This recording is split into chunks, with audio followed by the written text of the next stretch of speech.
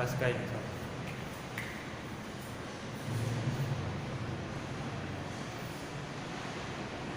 નમસ્કાર વિદ્યાર્થી મિત્રો, હું પંકજ વાળા, આપનો ફિઝિક્સ ટીચર, આપનું હાર્દિક સ્વાગત કરું છું. લાસ્ટ ચેપ્ટરમાં પ્રકરણ 1 માં આપણે બળ અને બળના પ્રકારો જોઈ ગયા. આપણને યાદ છે તે મુજબ બળના 4 પ્રકાર છે: ગુરુત્વાકર્ષણ બળ, વિદ્યુતચુંબકીય બળ, સ્ટ્રોંગ ન્યુક્લિયર બળ, વીક ન્યુક્લિયર બળ. ઓકે, પહેલા ચેપ્ટરમાં આપણે ફિઝિક્સ એટલે શું એ પણ જોયું. Generally, physics એટલે શું? Physics the mathematical calculation, physics the accuracy, physics the measurement, physics mathematical modeling છે, ચોકસાઈ છે, માપન છે. આ બધામાં એક્ઝેક્ટલી માપન એટલે શું, આ એકમ એટલે શું, આપણને દરેકનો પ્રશ્ન થાય એકમ છે શું. ઓકે, સૌથી પહેલા સમજો કે દરેક ભૌતિક રાશિ છે. મારે તમને કહેવું હોય, દુનિયામાં ઘણી બધી વસ્તુ એવી હશે કે જેને આપણે માપી શકીએ છીએ, પણ ઘણી બધી રાશિ એવી પણ હોય છે કે જેને આપણે માપી શકતા નથી. જેમ કે હું તમને કહું કે મારા તરફથી આપ સૌને મારી ખૂબ ખૂબ શુભેચ્છાઓ છે. શું દુનિયામાં એવું કોઈ સાધન છે કે જે મારી શુભેચ્છાઓને માપી શકશે? કોઈ વ્યક્તિ એવું કે પેલો વ્યક્તિ બહુ ખુશ છે, તો શું એની ખુશી માપી શકાશે? નથી માપી શકાતી. પણ દુનિયામાં ઘણી બધી રાશિ એવી પણ છે કે જેને આપણે માપી શકીએ છીએ. જેમ કે મારી પાસે એક માર્કર પેન છે. હું એવું કહું કે આ માર્કર પેનની લંબાઈ 10 સેન્ટીમીટર છે, તો સેન્ટીમીટર એનું એકમ છે. ધેટ ઇઝ કે હું માપી શકું છું. હું કહું કે અત્યારે ઘડિયાળમાં કેટલા વાગ્યા છે, તો કે ભાઈ 11 વાગ્યા છે, સમય માપી શકાય છે. હું કહું કે આનું વજન કેટલું છે, આનું વજન 50 કિલો છે, 50 કિલોનું વજન માપી શકાય છે. આ બધી ભૌતિક રાશિ આપણે માપી શકીએ છીએ. જો કોઈ ભૌતિક રાશિને માપવી હોય એની માટે લખાય q બરાબર n * u, જ્યાં n બરાબર નંબર બતાવે છે. n બરાબર નંબર અને જે u છે એ આપણને એકમ બતાવે છે. સમજો કે ફિઝિકલ ક્વોન્ટિટી છે, ભૌતિક રાશિ છે. હું સમજો કે લખું છું લંબાઈ l બરાબર, તો કે માર્કર પેનની લંબાઈ 10 સેન્ટીમીટર છે, તો લખું l બરાબર 10 સેન્ટીમીટર. ઓકે, તો એની કરતા 10 શું થયું? નંબર. અને આ સેન્ટીમીટર શું થયું? યુનિટ. લંબાઈ 10 સેન્ટીમીટર. સમજો કે મારે કોઈનું વજન માપવું છે, તો ફિઝિકલ ક્વોન્ટિટી લખીશ m બરાબર 50 kg. તો 50 શું થયું? નંબર. kg શું થયું? એનો યુનિટ, એનો એકમ થયો. તો આ રીતે આ ફિઝિકલ ક્વોન્ટિટી એટલે ભૌતિક રાશિઓને આપણે માપી શકીએ છીએ. પણ ખરેખર આ એકમની જરૂરિયાત પડી કેમ? કેમ આ લંબાઈનું 1 સેન્ટીમીટર, આ કિલોગ્રામ, આપણી જરૂરિયાત કેમ પડી? તો કારણ છે. સમજો કે હું કોઈ દુકાને જાઉં અને દુકાને શાકભાજીવાળાને જઈને કહું કે મને ટામેટા છે ને 5 આપો, અથવા કોઈ દૂધવાળા જાઉં અને કહું મને 5 દૂધ આપી દો. કોઈ કે મને એવું કહ્યું કે તમારું વજન કેટલું? હું કહું મારું વજન 50. પણ શું 5 જોઈએ છે? પણ 5 શું જોઈએ છે મને? મારું વજન 50, 50 શું? ગ્રામ, કિલોગ્રામ કે પાઉન્ડ? આ બધામાં ગડબડ ઊભી થઈ. એના માટે એકમની જરૂરિયાત ઊભી થઈ. કોઈ વસ્તુ તમને કેટલું જોઈએ છે, યાદ રાખજો, કેટલું જોઈએ છે, આના માટે આ એકમની જરૂરિયાત ઊભી થઈ. અને 5 કિલો ટામેટા જોઈએ છે, તો કિલોગ્રામ શું થયું? એકમ થયું. મારે 5 લીટર દૂધ જોઈએ છે, આ લીટર શું થયું? એકમ થયું. મારું વજન 50 કિલો છે, તો આ કિલોગ્રામ શું થયું? એકમ થયું. આ બધી જ વસ્તુ માટે મારે એકમની જરૂરિયાત ઊભી થઈ. બરાબર? એના માટે આપણને એકમની જરૂરિયાત પડે છે. બરાબર? એવા એકમ આપણી પાસે 2 ટાઈપના એકમ છે. એક છે મૂળભૂત એકમ કે જેને દર્શાવવા માટે બીજા કોઈના આધારની જરૂર નથી. મારે હું સીધો એકમ બતાવી શકું છું.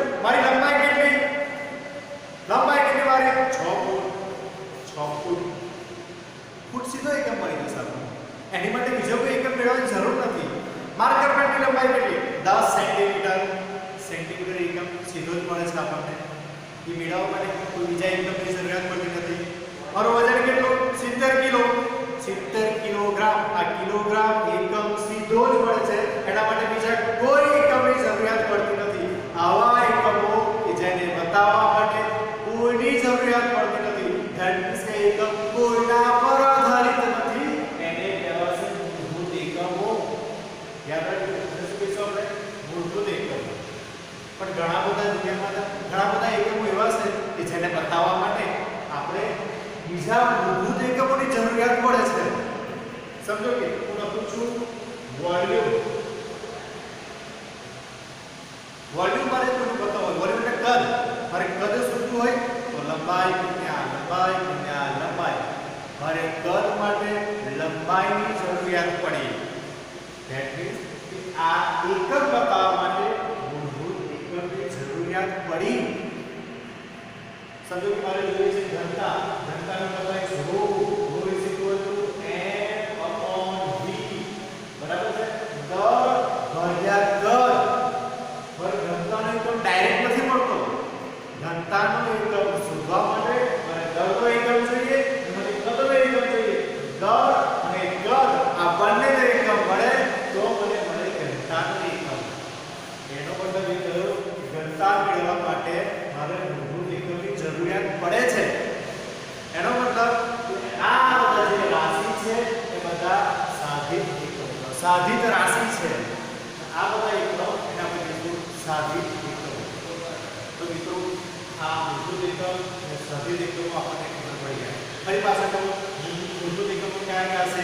કે લંબાઈ, જેનો એકમ છે મીટર, દર, જેનો એકમ છે કિલોગ્રામ, સમય, જેનો એકમ છે સેકન્ડ. આ બધી ભૌતિક રાશિ મૂળભૂત એકમ છે. મૂળભૂત રાશિ છે. બધા એકમોના મૂળભૂત એકમો છે. એ જ રીતે સાધિત એકમો કોને કહેવાય? કે જેને દર્શાવવા માટે કોઈ મૂળભૂત એકમોની જરૂરિયાત પડે તો તેને કહીશું આપણે સાધિત એકમો. જેમ કે ઘનતાનો એકમ. ઘનતાનો એકમ બતાવવા માટે મારે દર અને વોલ્યુમની જરૂરિયાત પડે છે. વોલ્યુમ એકમ જે દર્શાવવા માટે મારે લંબાઈની જરૂરિયાત પડે છે.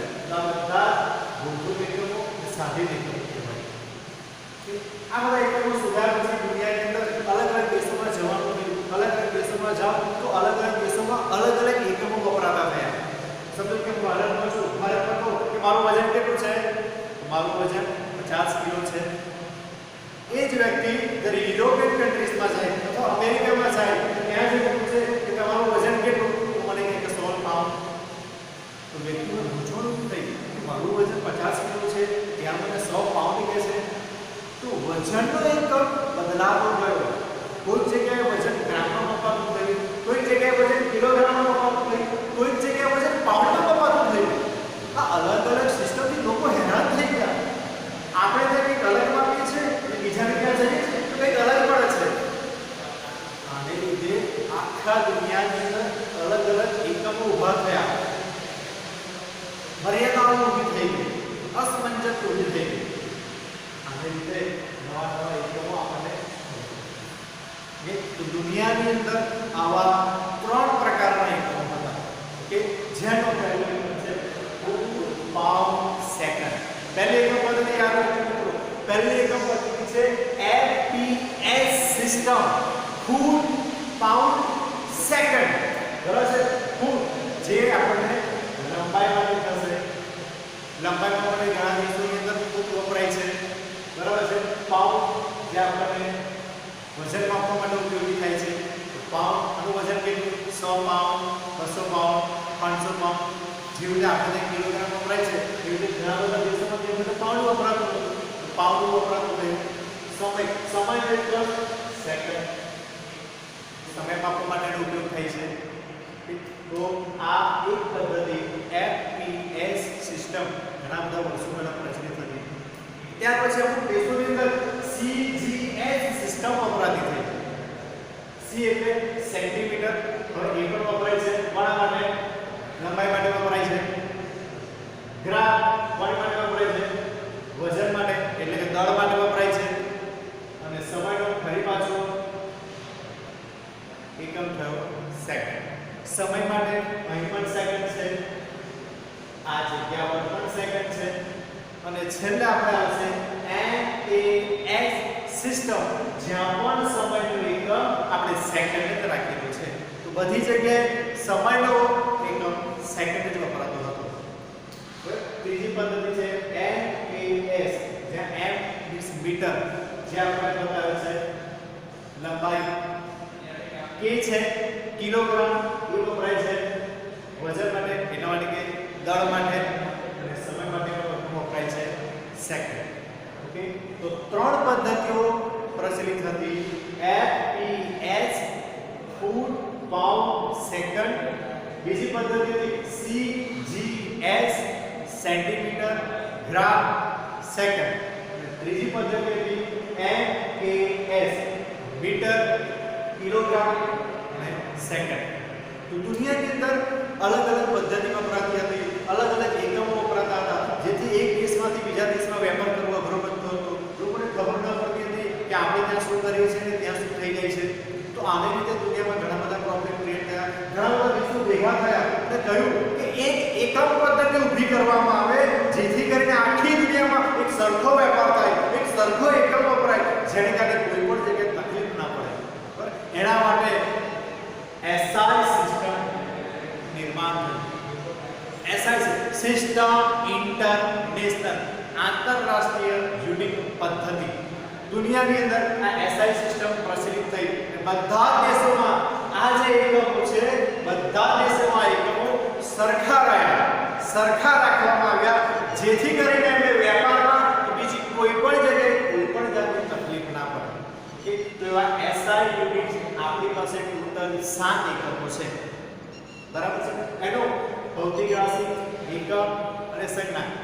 ઓકે, પહેલો એકમ છે લંબાઈ, જેનો ભૌતિક રાશિ છે લંબાઈ, જેનો એકમ છે મીટર, અને એની સંજ્ઞા છે m. બીજી ભૌતિક રાશિ છે દળ, જેનો એકમ છે કિલોગ્રામ, સંજ્ઞા છે kg. ત્રીજી ભૌતિક રાશિ છે સમય, સેકન્ડ, s. ઓકે, આ ત્રણ તો આપણને ખબર છે કે ભાઈ NKS આ સિસ્ટમમાં હતું. બાકીના જે નવા એકમો છે, જે નવા પદ્ધતિ, જે નવી ભૌતિક રાશિ છે, એ નવી ભૌતિક રાશિ વિદ્યુત પ્રવાહ. જેમ કે હું કહું કે ભાઈ અહીંયા જે સપ્લાય છે, એ જે વાયર છે, વાયરમાંથી 5 એમ્પિયરનો કરંટ વહે છે, તો એ જ વસ્તુ સેમ દુનિયાની અંદર બધે એ જ કહ્યું કે ભાઈ અમારા ઘરમાં 5 એમ્પિયરનો કરંટ પસાર થાય છે. તો બધી જગ્યાએ વિદ્યુત પ્રવાહનો એકમ એમ્પિયર થયો, જેની સંજ્ઞા છે A. ઓકે, થર્મોડાયનેમિક તાપમાન, આ તાપમાનનો એકમ કેલ્વિન, જેનું નોટેશન છે K. ત્રીજું છે દ્રવ્યનો જથ્થો, દ્રવ્યનો જથ્થો, જેનો એકમ છે મોલ, ઇંગ્લિશમાં લખીએ છીએ આપણે મોલ. પછી ભૌતિક રાશિ એટલે જ્યોતિ તીવ્રતા. જ્યોતિ તીવ્રતા સમજો કે હું રૂમમાં ઊભો છું, એક લાઇટ ચાલુ છે, એક બલ્બ ચાલુ છે, હું કહું કે આ રૂમની અંદર કેટલો પ્રકાશ આવી રહ્યો છે, કેટલી તીવ્રતા છે, તો કહે છે કે ભાઈ હા 10 કેન્ડેલા છે અને તીવ્રતા આટલી છે અને ઇન્ટેન્સિટી આટલી છે, આ રૂમની અંદર આટલો પ્રકાશ આવી રહ્યો છે, એ માપવા માટે મારી પાસે ભૌતિક રાશિ છે જ્યોતિ તીવ્રતા, એનો એકમ છે કેન્ડેલા, એનો નોટેશન છે CD. તો આ બધી જ SI સિસ્ટમ છે, આ બધા જ SI એકમો છે જે આખી દુનિયાની અંદર વપરાતા થયા છે. આ બધા દુનિયાની અંદર આ SI યુનિટ સિસ્ટમ સેમ રાખવામાં આવી, જેને કારણે વેપારમાં બીજી કોઈ પણ બાબતમાં કોઈ પણ દેશને, કોઈ પણ વ્યક્તિને કોઈ પણ જાતની તકલીફ ના પડે. કે મિત્રો આ બધા આપણી પાસે હતા SI સિસ્ટમ, SI યુનિટ્સ, જે 1 2 3 4 5 6 અને 7 મૂળભૂત એકમો છે. ઓકે, ત્યાર પછી બે પૂરક એકમો પણ છે, જેમ કે સમતલ કોણ. હવે સમતલ કોણ પણ કહીશું. સમજો કે કોઈ એક સપાટી છે, આ સપાટી પર હું એક ચાપ લઉં છું, અમુક ત્રિજ્યાનો હું ચાપ લઉં. સમજો કે એક સપાટી છે, આ સપાટી છે મારી પાસે, અમુક લંબાઈની ત્રિજ્યા લઉં અને આ રીતે ચાપ મારું અને અહીંથી આને હું જોડી દઉં છું. આ બંને વચ્ચે જે ખૂણો બને છે એને કહીશું આપણે સમતલ કોણ. બરાબર, રોટેશન કે આપ્યું છે એને થીટા. જે લંબાઈની ત્રિજ્યા માપી હતી એ લંબાઈ છે r, ત્રિજ્યા જે છે એ ds જેવી ત્રિજ્યા છે. બરાબર, r જેવી ત્રિજ્યા છે અને ચાપ છે તે ds નો ચાપ છે. ઓકે, તો લખાશે ખૂણો ચાપ ભાગ્યા ત્રિજ્યા. ખૂણો ઇઝ ઇક્વલ ટુ ચાપ ભાગ્યા ત્રિજ્યા. આ સૂત્ર આપણે 10મા ધોરણમાં શીખી ગયા છે, બરાબર છે. ખૂણો ઇઝ ઇક્વલ ટુ ચાપ ભાગ્યા ત્રિજ્યા. મેં જે નોટેશન વાપર્યા છે તેમાં કહું, ખૂણો છે થીટા, મારી પાસે ચાપ છે ds નો, ત્રિજ્યા છે r, અને એડો એકમ છે રેડિયન. યાદ રાખજો, સમતલ કોણ ખૂણો ઇઝ ઇક્વલ ટુ ચાપ ભાગ્યા ત્રિજ્યા. ખૂણો બે રીતે વપરાય, રેડિયનમાં અને ડિગ્રીમાં. ઓકે, પણ આપણે અત્યારે જે ખૂણો છે એ માપીશું આપણે રેડિયનમાં. તો ખૂણો થયો રેડિયનમાં. એવો જે બીજો એકમ છે જે છે ઘનકોણ. ઓકે, સમજો કે આ ઘનકોણ એક ઘન મેં લીધો છે, ત્યારે આ એક ઘન છે, બરાબર છે. આ જે વિસ્તાર છે આનો એરિયા છે. તો જે નીચેનો જે કોણ હોય છે, જે ખૂણો હોય છે, એ એટલો વિસ્તાર લઉં છું, એને હું લોકેશન આપું છું DO. ઓકે, આ ફરી પાછી r જેટલી ત્રિજ્યા છે, અને આ જે છે આટલો એરિયા ઉપરથી જે કોણ થાય છે ને આપણે, એમાં ઉપરથી જે વર્તુળાકાર વિસ્તાર છે એ આનો આપણો એરિયા થશે. ઓકે, એનું સૂત્ર થશે DO, એટલે ઘનકોણ બરાબર ક્ષેત્રફળ ભાગ્યા ત્રિજ્યાનો સ્ક્વેર. ક્ષેત્રફળ ભાગ્યા ત્રિજ્યાનો સ્ક્વેર. ધેટ મીન્સ કે DO બરાબર BA, એ ક્ષેત્રફળ લીધું છે તે, અને ત્રિજ્યા છે આપણે આ r નો સ્ક્વેર, તો DA r સ્ક્વેર. એનો એકમ છે સ્ટીરેડિયન. ઓકે, આ બે મૂળ એકમોને ધ્યાનમાં રાખીશું મિત્રો આપણે. એક છે સમતલ કોણ, બીજો છે ઘનકોણ. સમતલ કોણનો એકમ છે રેડિયન, ઘનકોણનો એકમ છે સ્ટીરેડિયન. ઓકે, તો આ બધું થયું મૂળભૂત એકમો વિશે માહિતી થઈ, બરાબર. ફરી પાછી એકવાર રિવિઝન આપણે કરી લઈએ. ભૌતિક રાશિ આપણી પાસે, ભૌતિક રાશિ કોને કહીશું, બરાબર, જેને માપી શકાય છે, બરાબર છે. એ બધી ભૌતિક રાશિ થઈ. એનું માપવા માટે એનું એકમ આનું સૂત્ર છે q બરાબર n * u. n બતાવે છે નંબર, u બતાવે છે આપણને યુનિટ. ધેટ મીન્સ કે કોઈ એકમ, બરાબર છે. એકમની જરૂરિયાત કેમ ઊભી થઈ, મેં તમને સમજાવ્યું કે કોઈ જગ્યાએ મારે જવું હોય તો કંઈક માંગવું પડે, માંગવા માટે મારે એકમ બોલવું જ પડે. દૂધ જોઈએ છે 1 લીટર, અને કાંદા બટાકા જોઈએ છે તો હું કિલોગ્રામમાં માપીશ, કિલોગ્રામમાં લઈશ. મારું વજન કે કિલોગ્રામ, આ બધા માટે એકમની જરૂરિયાત ઊભી થઈ. મૂળભૂત એકમો કોને કહેવાય, સાધિત એકમો કોને કહેવાય એ પણ આપણે જોયું. મૂળભૂત એકમો જેમ કે લંબાઈ, કિલોગ્રામ, સેકન્ડ, આ બધા મૂળભૂત એકમો છે. સાધિત એકમો જેમ કે વોલ્યુમ છે, ડેન્સિટી છે, બરાબર છે. આ બધા સાધિત એકમો છે. ઓકે, ત્યાર પછી એકમ પદ્ધતિઓ આપણે જોઈએ. મૂળભૂત 3 એકમ પદ્ધતિ હતી, FPS ફૂટ પાઉન્ડ સેકન્ડ. બીજી એકમ પદ્ધતિ હતી CGS સેન્ટીમીટર ગ્રામ સેકન્ડ. ત્રીજી પદ્ધતિ હતી MKS મીટર કિલોગ્રામ અને સેકન્ડ. તો આ 3 એકમ પદ્ધતિઓ પ્રચલિત હતી. આને લીધે અલગ અલગ યુનિટની રીતે દુનિયામાં તકલીફ ઊભી થઈ, એટલે એનું નિવારણ કરવા માટે SI યુનિટ્સની જરૂરિયાત ઊભી થઈ. અને એવા આપણી પાસે 7 ભૌતિક રાશિ છે જેના એકમો દુનિયામાં બધી જગ્યાએ સરખા છે. લંબાઈ, દળ, સમય, વિદ્યુત પ્રવાહ, ટેમ્પરેચર, દ્રવ્યનો જથ્થો અને ઇન્ટેન્સિટી. ઓકે, તો આ બધા આપણા SI યુનિટ્સ થયા. અને ત્યાર પછી 2 પૂરક એકમો પણ છે જેને આપણે નામ આપીએ છીએ સમતલ કોણ અને ઘનકોણ. ઓકે મિત્રો, તો આશા રાખું છું કે આપ સૌને આ બેઝિક માહિતી, એકમની માહિતી સારામાં સારી રીતે સમજાઈ હશે. કંઈ પણ ડાઉટ હોય, કંઈ પણ તકલીફ હોય તો આપ સૌ કોમેન્ટમાં લખીને મને મોકલી શકો છો. ઓકે, હવે પછી મળીશું પાર્ટ 2 ની અંદર, જેની અંદર હવે આ લંબાઈ છે. લંબાઈ કઈ રીતે માપી શકાય છે. સૂક્ષ્મ અંતર માટે માપવું હોય તો લંબાઈ કઈ રીતે મપાય, દૂરના અંતર કે આ પૃથ્વી પરથી પેલા ગ્રહ સુધીનું મારે અંતર માપવું હોય તો એ અંતર કઈ રીતે માપી શકાય, આ જાણવું હોય તો એની એક પદ્ધતિ છે. તો આ બધી પદ્ધતિ તે વખતે શીખીશું. ત્યાર પછી પારિમાણિક વિશ્લેષણ પર જઈશું, જે આપણું સૌથી ઇમ્પોર્ટન્ટ ટોપિક છે. ઓકે, તો મળીશું આપણે બીજા ભાગની અંદર. કોઈ પણ તકલીફ હોય, કંઈ પણ પ્રશ્ન હોય તો કોમેન્ટમાં લખીને જણાવશો. હું જરૂર તેનો રિપ્લાય તમને આપીશ. નમસ્કાર.